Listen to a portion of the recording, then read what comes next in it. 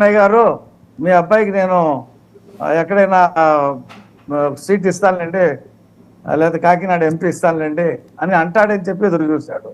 అసలు ఆయన వెళ్ళనే లేదు. ఆయన ఈ వెళ్ళకపోయేటప్పటికి ఆ కొడుకు రాజకీయ భవిష్యత్తు శూన్యం అయిపోయింది. ఈయన ఎలాగో పిఠాపురంలో ఓడిపోయాడు, ఇక మళ్ళీ పోటీ చేసే పరిస్థితి లేదు ఆయనకి. కాబట్టి తన రాజకీయ జీవితం మళ్ళీ ఏమైనా జగన్మోహన్ రెడ్డి వస్తే గిస్తే ఏమైనా ఏదైనా ఎమ్మెల్సీగా ఎలాంటిది ఇస్తాడేమో అని చెప్పి ఆ దింపుడు కళ్ళు ఆశ పెట్టుకొని అటు పోయాడు. కాబట్టి ముద్రగడ్డది పెద్ద ఏం ప్రభావం ఉండదంటే ఒక గాలి వీస్తూ ఉంది రాష్ట్రంలో. శ్రీకాకుళం నుంచి హిందూపూర్ దాకా అసలు ఆ గాలిలో నిలబడే పరిస్థితి జగన్మోహన్ రెడ్డి స్వయంగా సమీక్ష చేసుకుంటా ఉన్నాడు. ఎక్కడికి వెళ్ళినా జనం రావట్లా. ఆర్టీసీ బస్సులు 2000 ఆర్టీసీ బస్సులు 5-6 డిపోల నుండి తరలిస్తూ ఉన్నారు. మళ్ళీ తరలిచ్చి అక్కలారా చెల్లెలారా అంటంతోనే పారిపోతూ ఉన్నారు. ఇక్కడ మా పవన్ కళ్యాణ్ సభలు కానీ చంద్రబాబు నాయుడు గారి సభలు కానీ మీటింగ్ అయిపోయిన తర్వాత రాత్రి 10 గంటలకు మీటింగ్ అయిన తర్వాత కూడా ఎట్లా జనం అలాగే నిలబడి ఉంటా ఉన్నారు. ఒక క్యూరియాసిటీ, వీళ్ళు ప్రభుత్వాన్ని ఏర్పాటు చేసేవాళ్ళు అనేటువంటి నమ్మకం, ఒక ఉత్సాహం, వాళ్ళు పడుతున్నటువంటి బాధలకి ఒక స్వాలంబన. ఓహో వీళ్ళు వస్తే మన కష్టాలు తీరుతాయి. ఎందుకంటే ఎక్కడికక్కడ రౌడీలు, ఎక్కడికక్కడ చూసాం కదండి. అక్కడ బందర్లో ఆ పేరుని కిట్టు ఒక కుటుంబం మీద పడేలాగా చేశారు. ఒక్క కిట్టు కాదు, మొత్తం రాష్ట్రంలో దొరికిన కాడు దొరికినట్టు దోచేయటం. బుర్కా వేసుకొని నమాజ్ చేసుకొని వస్తూ ఉంటే మా ముస్లిం మహిళని ఏ రకంగా వేధించారో చూసాం కదా. ఓకే, కాబట్టి ఈ రాష్ట్రంలో ఒక అరాచకమైనటువంటి పాలన సాగుతూ ఉంది. దీని నుండి బయటపడాలి మనం అనేటువంటి ఒక ఆకాంక్ష బాగా ప్రజల్లోకి వచ్చేసింది. ఇతను మళ్ళీ రెండోసారి వస్తే మన ఇళ్ళు ఉండవు, భూములు ఉండవు. రెండోది, ఈ కూటమి కూడా ఇప్పుడు ఎక్కడి నుండి తీసుకొస్తారు డబ్బులు అని చెప్పి అంటాడు జగన్మోహన్ రెడ్డి. మేము చాలా లోతుగా సమీక్ష చేసి ఈ పథకాలు పెట్టాం, ఈ మేనిఫెస్టో తయారు చేసాం. ప్రతి దానికి అసలు చాలా పథకాలు జగన్మోహన్ రెడ్డి చేసుకోలేకపోయాడు. కేంద్రం నుండి వచ్చేటువంటి డబ్బులతో రాష్ట్రంలో మ్యాచింగ్ గ్రాంట్ ఇస్తే చాలా పథకాలు అమలు అవుతాయి. ఈయన అసలు మ్యాచింగ్ గ్రాంట్ కూడా 34 పథకాలు కేంద్రం నుంచి రిఫ్యూజ్ చేశాడు. ఇవ్వలా, అవి వాడుకోవాలా, వేల కోట్ల రూపాయలు. ఆయన చేయలేక చేతులు ఎత్తేసి రాజీనామాను సమర్పించినట్టుగా ఆయన మాట్లాడుతూ ఉన్నాడు. కాబట్టి రేపు 13వ తారీఖు నాడు ప్రజలు పెద్ద బాక్సులు బద్దలవుతాయి. ఓకే, శ్రీనివాసరెడ్డి గారు, అసలు ముద్రగడ గారి మీద మీ హోప్స్ ఏంటండి? అసలు ఏమీ కాదు, ఏమీ అవ్వదు ఆయన వల్ల అని చెప్పి ఆయన చరిత్ర అంతా ఇప్పుతున్నాడు శాంతి ప్రసాద్ గారు. మీరెందుకు అంత ఇంపార్టెన్స్ ఇస్తున్నట్టు? మేము ఎవరి వల్ల ఏదో అవుతుందనేటటువంటి ఆలోచనలు కలిగినటువంటి పార్టీ కాదు మా పార్టీ. మా పార్టీ వ్యక్తుల విలువలు, విశ్వసనీయత, గౌరవాలను కాపాడేటటువంటి పార్టీ మా పార్టీ.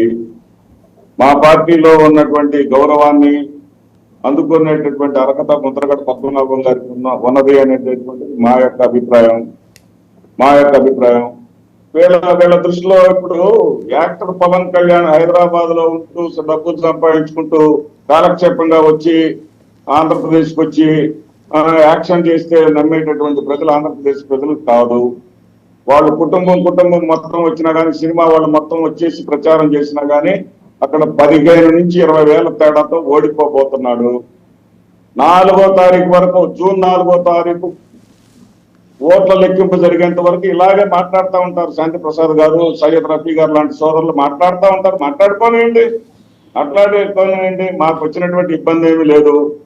ఇక్కడ ఆంధ్రప్రదేశ్ రాష్ట్రం అభివృద్ధి ఎలా ఉంది, ఆంధ్రప్రదేశ్ రాష్ట్రంలో ఉద్యోగాల కల్పన ఎలా ఉంది, ఆంధ్రప్రదేశ్ రాష్ట్రంలో పోర్టులు ఎలా ముందుకెళ్తున్నాయి, ఎయిర్పోర్ట్ నిర్మాణం ఎలా ఉంది, అన్ని ప్రజలు చూస్తూనే ఉన్నారు. గ్రామాల్లో ఏం జరుగుతా ఉందో అన్ని ప్రజలు చూస్తూనే ఉన్నారు. గతంలో వాళ్ళు ఏం చేశారు, వీళ్ళు ఏం చేయలేదు. 2,70,000 కోట్ల రూపాయలు మడిచి ఎక్కడ పెట్టుకున్నారు? జగన్మోహన్ రెడ్డి గారు కరోనా లాంటి కష్టకాలంలో కూడా 2,70,000 రూపాయలు ప్రజలకు ఇచ్చాడే. మరి 8 లక్షల కోట్లు ఏం చేశారండి? మొత్తం 10 లక్షల కోట్లు కదా. ఒక మాట, చిన్న మాట ఏమనుకోవద్దు. 2,70,000 కోట్లు పంచారు. మిగతా 8 లక్షల కోట్లు ఏం చేశారు? ఏదో బిల్డింగ్ కట్టారా? ఓ రోడ్ వేసారా? ప్రాజెక్ట్ కట్టారా? ఏం చేశారు 8 లక్షల కోట్లు? అది కాదండి, 2,70,000 కోట్లు ఇచ్చారు, బాగానే ఉంది. మరి తెచ్చిన అప్పులు 8 లక్షల కోట్ల రూపాయలు ఏం చేశారు? ఏం చేశారు? ఆ డబ్బులు లెక్క పత్రం ఉందా? మొత్తం కొట్టేశారు మీరు. మొత్తం ఇసుక కొట్టేశారు, ప్రభుత్వ సొమ్ములు కూడా కొట్టేశారు మీరు. అంటే లెక్క లేదు. మేము వచ్చిన తర్వాత మొత్తం తేలుస్తాము, రోడ్డు మీద కూర్చోబెడతాం. 10 లక్షల కోట్లు, 2,70,000 కోట్లు ఖర్చు పెట్టారు. ఓకే, దాని లెక్కలు ఉన్నాయి. మిగతా డబ్బు ఏం చేశారు? మిగతా డబ్బు ఎవరికి ఎలా పంచుకున్నారు మీరు? ఆ డబ్బు ఏమైపోయింది? ఆ డబ్బు ఏమైంది? అది కాకుండా రాష్ట్ర ప్రభుత్వానికి వచ్చే ఆదాయం ఏమైపోయింది? మొత్తం దోచేశారా? మొత్తం అప్పులు తెచ్చిన డబ్బులన్నీ దోచేశారా? అప్పులు తెచ్చిన డబ్బులన్నీ దోచేశారా? కార్యకర్తలు, నాయకులు అందరూ పంచుకున్నారా? జగన్మోహన్ రెడ్డి ఒక్కడే పంచుకున్నారా? చెప్పాలి కదా. 2,70,000 కోట్లు పోగా మిగతా 8 లక్షల కోట్లు ఏమైనా చెప్పాలి కదా. మీరు అవతల వాళ్ళని మాట్లాడకుండా, మా వాయిస్ జనంలోకి వెళ్లకుండా చేసేటప్పుడు రఫీ గారు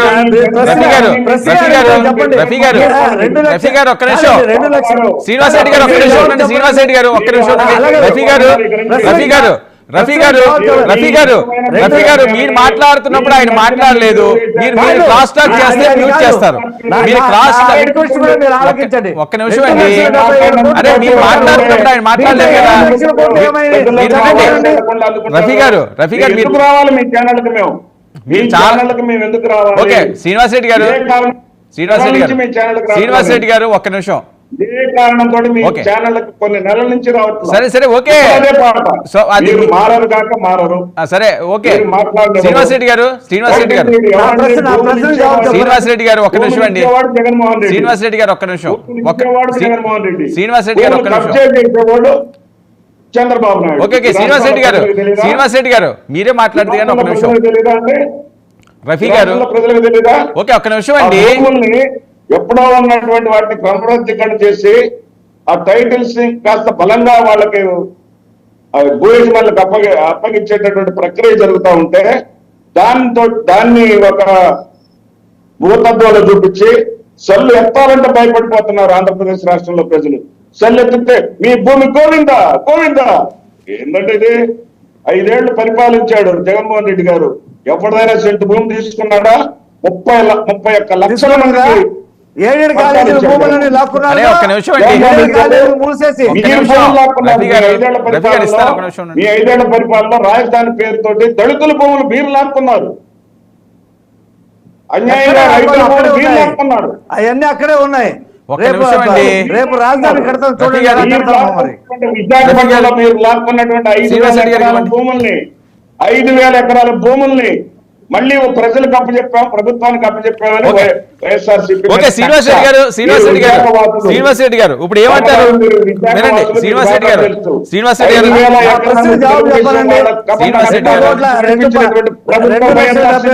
పంచిపెట్టాడు, బాగానే ఉంది. మిగతా రోడ్ వేసాడా?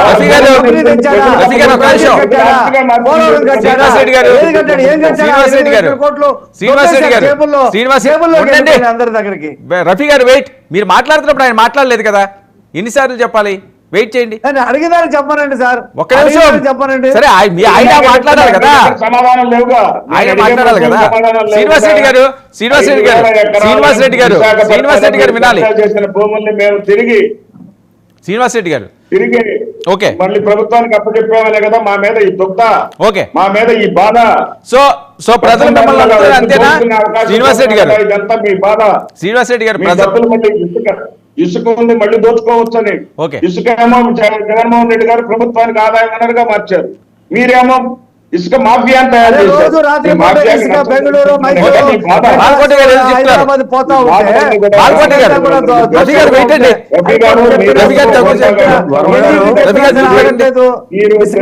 పార్టీ చేసినటువంటి తప్పుడు పనులను, తప్పుడు విధానాలను మీరు సమర్థిస్తూ పోతే మీ వ్యక్తిత్వాన్ని కూడా కోల్పోతారు. మీ మనసుకు బాగా తెలుసు ఓకే జగన్మోహన్ రెడ్డి గారు ఆంధ్రప్రదేశ్ రాష్ట్ర ప్రజల గుండెల్లో హృదయాల్లో ఏ స్థానాన్ని సంపాదించుకున్నారో you know very well. Okay. అందుకనే రాళ్ళ మీద బొమ్మలు వేస్తారు. Very well. ఇద్దరికి కూడా బాగా తెలుసు.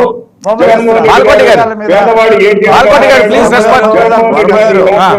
మాట్లాడు బాల్కోటి గారు, బాల్కోటి గారికి ఇవ్వండి. 2024 జూన్ నెల 4వ తేదీన బాక్సులు ఓకే, ఓకే, ఓకే. రాష్ట్ర ప్రజలందరికి కూడా అమరావతి రైతుల తరపున బహుజన జేఏసీగా విజ్ఞప్తి చేస్తున్నాం. తెలుగుదేశం పార్టీ అధ్యక్షుడు చంద్రబాబు నాయుడు గారికి, జనసేన అధినేత పవన్ కళ్యాణ్ గారికి, భారతీయ జనతా పార్టీ అధ్యక్షురాలు పురంధేశ్వరి గారికి విజ్ఞప్తి చేస్తున్నాం. రేపు మోడీ గారు విజయవాడ వస్తున్నారు. మళ్ళీ ఎన్నికలు ముగిసిపోతాయి కాబట్టి ఈ రోజునైనా ప్రధాని నరేంద్ర మోడీ గారి యొక్క నోట అమరావతికి సంబంధించిన రాజధాని మాట పలికించాలని చెప్పని వినయంగా విజ్ఞప్తి చేస్తున్నాం. ఓకే. ఎందుకంటే ఇంటికి అందం ప్రహరీ గోడ, దేహానికి గుండెకాయ. రాజధాని లేకుండా రాష్ట్ర అభివృద్ధి లేదు. 1600 రోజులు అమరావతి ఉద్యమం జరిగింది. రాష్ట్రం కుదేలవటానికి, రాష్ట్రం దిగాలు పట్టడానికి, రైతులు రహదారుల మీద పట్టడానికి కారణం రాజధాని లేకపోవటం. మేము ముఖ్యమంత్రి గారికి శ్రీనివాస్ రెడ్డి గారు ఏంటి ఆయన 3 రాజధానుల మాటే పలుకుతున్నాడు. కాబట్టి ప్రధాని నరేంద్ర మోడీ గారు ఈ విషయాన్ని జోక్యం కలుగు చేసుకొని స్వయంగా విజయవాడ వస్తున్నారు కాబట్టి, అమరావతి వస్తున్నారు కాబట్టి అమరావతి మీద స్పష్టమైన వైఖరిని మోడీ గారు ప్రకటించి చేరాలి. ప్రకటించి చేరకపోతే రాజధానికి సంబంధించిన ప్రభావం ఈ ప్రాంతానికి సంబంధించిన ఓటర్లు ప్రజలు కూడా ఆలోచిస్తారు. కాబట్టి విభజన చట్టం ద్వారా వచ్చిన రాజధాని, అన్ని రాష్ట్రాలకు రాజధాని ఉంది, ఆంధ్రప్రదేశ్కి రాజధాని లేదు. ఒక పక్క ముఖ్యమంత్రి గారు 3 అంటున్నారు, రాష్ట్ర ప్రజలు 1 అంటున్నారు. ఈ పంచాయతీ తేల్చాల్సిన పెద్ద మనిషి కూడా ప్రధాని నరేంద్ర మోడీ గారే. మీరు తలుపులు వేసి రాష్ట్రాన్ని విభజించారు, తలుపులు మూసి విభజించారు. కాబట్టి దీన్ని ఎలా చేస్తారో కూడా నరేంద్ర మోడీ గారు రాజధాని అంశం మీద మాట్లాడాల్సిందిగా మీ టీవీ 99 టీవీ ద్వారా కూడా కోరుతున్నాం. ఓకే, శ్రీనివాస్ రెడ్డి గారు ఏం చెప్తున్నారు? శాంతి ప్రసాద్ అన్న గారు ఒక మాట అన్నారు, ఈఎస్డబ్ల్యూ ద్వారా 5% రిజర్వేషన్ ఇచ్చి నాయుడు గారు అన్నారు. ఒక్క వ్యక్తిని కాపు కులంలో ఒక్క వ్యక్తిని చూపిస్తారా ఉద్యోగం పొందిన వాళ్ళని? ఒక్కరంటే ఒక్కరిని నాకు వాట్సాప్ లో చూపించండి చాలు. చూపిస్తారా ఈ డీల్ ద్వారా ఉద్యోగం చూపించండి. ఎందుకు సార్ పని మాటలు అబద్ధాలు చెప్తారు? అబద్ధాలు చెప్పకూడదు కదా. అలా కాదు, 3వ నెలలో తీసుకొస్తే 5వ నెలలో జూన్ నెల ఈ 3 నెలల్లో ఎక్కడ ఉద్యోగాలు కల్పడుతుంది, ఎక్కడ ఉద్యోగాలు వస్తాయి? శ్రీనివాస్ రెడ్డి గారికి ఆయన ఎవరో పంపించారు, దాని ప్రశ్న వేస్తున్నాడు. కానీ చంద్రబాబు ఉద్యోగ కల్పన చేస్తారా? మరి జగన్ రెడ్డి పాపం ఎందుకు చేయలేకపోతున్నారు?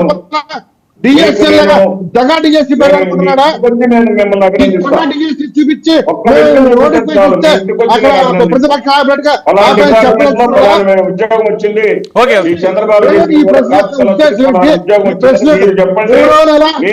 తారీఖు వస్తే 8వ తారీఖు 6వ నెల ప్రభుత్వం మారితే ఈ 3 ఎక్కడ వస్తాయి ఉద్యోగాలు? ఎక్కడ వస్తాయి ఉద్యోగాలు? మీ దగా డిఎస్సీ లాగా ఆ రోజు ఎవరు చేయలేకపోయారు. మీ దగా డిఎస్సీ లాగా చేయలేకపోయారు అవడం. ఎన్నికల ముందు ఉద్యోగ ప్రకటన కాదు. ఓకేలేండి, చూద్దాం. ఇంక ఎన్నికల సమయం ఆసన్నం అయిపోయింది, కౌంట్ డౌన్ స్టార్ట్ అయింది కాబట్టి మరి ప్రజాక్షేత్రంలో ప్రజలు ఎవరైపోతుంటారు చూద్దాం. Okay, thank you so much Srinivas Reddy గారు చర్చలో పాల్గొన్నందుకు. థ్యాంక్ యూ రఫీ గారు, థ్యాంక్ యూ శాంతి ప్రసాద్ గారు, థ్యాంక్ యూ బాల్కోటి.